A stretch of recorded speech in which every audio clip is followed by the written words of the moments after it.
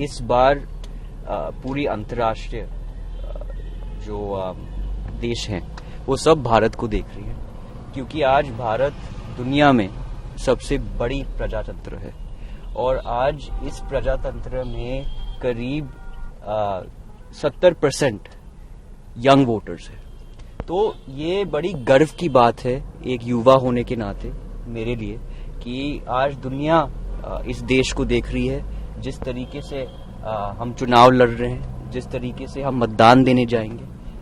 तो मैं आपके माध्यम से सारे युवाओं को बोलना चाहूँगा और संदेश देना चाहूँगा कि आप प्लीज़ कृपया करके अपना मतदान का हक लेकर वो वोटिंग मशीन पे जाइए और जो भी जिस पर भी आपको बिलीफ हो आप उस पे वोट डालिए।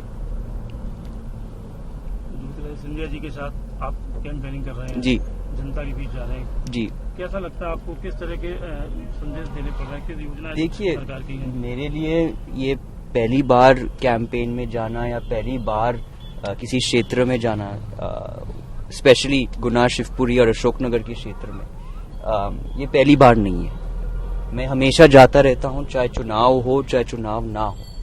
और जो लोगों के साथ मेरा और इस परिवार का संबंध है वो सालों से है, और वो सालों से इसलिए है क्योंकि चाहे हम राजनीति में हो या ना हो, हमने यहाँ पे प्रगति लाया है, यहाँ पे विकास लाया है और हम लोगों से जुड़े हुए हैं।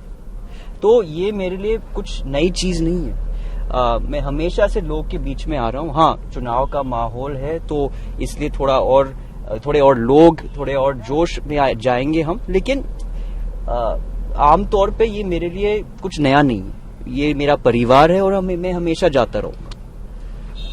आप युवाओं को शुरू से मोटिवेट करते हैं जी, पॉलिटिक्स से हटके भी आपने कई बार युवाओं को आप संवाद करने भी जा रहे हैं। जी बिल्कुल, मुझे युवाओं के साथ संवाद करना बहुत अच्छा लगता है और मैं उनको मेरे अनुभव से जितना भी गाइडेंस दे सकूं या दूं, मेरे लिए वो सबसे बड़ा चीज है, क्योंकि मैंने अंतर्राष्ट्रीय स्तर पे भी अनुभव लिया है, देश के अंदर में भी अनुभव लिया है, बिजनेसेस कैसे चल रहे हैं, अर्थव्यवस्था कैसे चल रही है और करियर अपॉर्चुनिटीज भी क्या आ रहे हैं, ट्रेंड्स क्या आ रहे हैं इंडिया में, विदेश में क्या आ रहे हैं। तो मैं लोगों को गाइड करना चाहता हूँ, हमारे युवाओं को गाइड करना चाहता हूँ, क्योंकि जैसे प्रधानमंत्री ने कहा है, श्री नरेंद्र मोदी जी ने, कि आज वो चाहते हैं कि एक युवक खाली रोजगार ढूंढने ना जाए लेकिन रोजगार बनाए। और ये मेरे लिए एक बहुत ताकतवर शक्तिशाली स्टेटमेंट है, क्योंकि अगर हम ये कर पाएंगे, और हम देख रहे हैं काफी तौर से, अगर आप अर्थव्यवस्था का लैंडस्केप देखें, कितने स्टार्टअप्स आ रहे हैं, कितने युवा अर्थव्यवस्था में जुड़ रहे हैं, कितने युवा रोजगार दे रहे हैं, तो ये बहुत ही बड़ी बात है। और अगर हम इस पे कामिल हो तो ये हमारे देश के लिए, भारत के लिए कोई ऊंचाई काफी नहीं है। प्रधानमंत्री जी का काफी फोकस रहता है युवाओं को लेकर। जी बिल्कुल रहता है। आप स्टार्टअप इंडिया देखिए, स्टार्टअप इंडिया के अंदर ही इतने इनोवेटिव स्कीम्स हैं कि हर स्टार्टअप को कुछ ना कुछ मिल जाता है। स्टार्टअप इंडिया से अपनी जो सर्टिफिकेशन है, उससे इनोवेशन, जो इंक्यूबेटर्स हैं, इनोवेशन हब्स है, वो आप पे इन्वेस्ट करने का मौका मिलता है। अगर कोई स्कीम्स आ रही हो, आपको एकदम पता चल जाता है कि ये स्कीम में आपको एक ये फायदा है। अगर गवर्नमेंट, सरकार कोई टेंडर निकाल रही है कोई स्टार्टअप्स के सेक्टर में, तो उनको ये भी पता चलता है ताकि वो उस पर काम करें और उनको एक अपॉर्चुनिटी मिले इसका फायदा उठाने के लिए। तो और ईज ऑफ डूइंग बिजनेस भी काफी हद तक सही हुई है। आज हम पहले 110 पे थे, आज हम 63 पोजीशन पे आए हैं।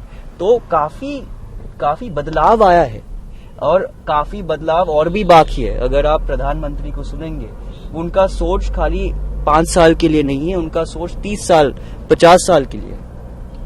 आज आप कैंपेनिंग करने आज भी जा रहे हैं, आप किस तरह की कैंपेनिंग करेंगे, आप किस तरह से युवाओं को मोटिवेट करेंगे? देखिए, जब भी मैं कैंपेनिंग के लिए जाऊं या एक संवादन के लिए जाऊं या युवाओं को मिलने जाऊं, मेरा जो स्टाइल है वो वही है। मैं लोगों को बताना चाहता हूं कि अपने उदाहरण से कि एक युवा होने के नाते मुझे क्या फायदा मिला है, मुझे क्या अनुभव हुआ है इन नए नियमों से, इन नए पॉलिसीज से। तो इसी उदाहरण से मैं लोगों को समझाता हूं कि उनको स्टार्टअप इंडिया में एक कदम कैसे लेना चाहिए, उनको रोजगार के लिए कैसे एक अपॉर्चुनिटी देखना चाहिए, उनको अगर कोई और कठिनाई हो, जैसे कि किसी को हो सकता है कि किसी को जानकारी ना हो किसी योजना के बारे में, तो उस योजना के बारे में कैसे जानकारी मिले। तो इन सब बातों पे मैं चर्चा करता हूँ युवाओं के साथ और उनके साथ संवेदन करता हूँ। राजनीति में भाषा का बहुत मर्यादा होनी चाहिए। जी, भाषा का बोलने की जो उच्चारण है उसका बहुत नियंत्रण और बहुत मर्यादा होनी चाहिए। जी, प्राय देखा जाता है राजनीति में कुछ भी किसी के लिए कुछ भी कोई कह देता है, प्रधानमंत्री जी के लिए कोई कुछ भी बोल देते हैं। देखिए, अब आप एक व्यक्ति को रोक नहीं सकते। जो इस देश में ये भी हक दिया गया है कि जो आपके मन में हो, जो आपके विचार हो, वो आप फ्रीली एक्सप्रेस कर सकें।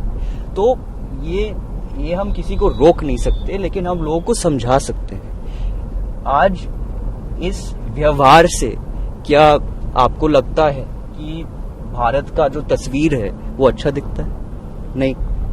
जो लोग हमें देख रहे हैं कि हम कैसे किस तरीके से अपने ही जो नेताएं हैं, अपने ही जो लीडर्स हैं, बिजनेस लीडर्स या नेता हैं, कैसे उनके साथ पेश कर रहे हैं, वो अच्छा दिखता है? बिल्कुल अच्छा नहीं दिखता है। तो हमें भी अब एक सिविलाइज तरीके से अपने आप को, अपने व्यवहार को देखना चाहिए और सोच समझ के स्टेटमेंट्स देने चाहिए। ऐसे नहीं कि जो मन में आ गया वही बोल दे, क्योंकि उसका चाहे आप किसी लेवल पे हो, चाहे आप ग्रामीण लेवल पे हो, चाहे आप शहर पे हो, उसका इम्पैक्ट पड़ता ही है।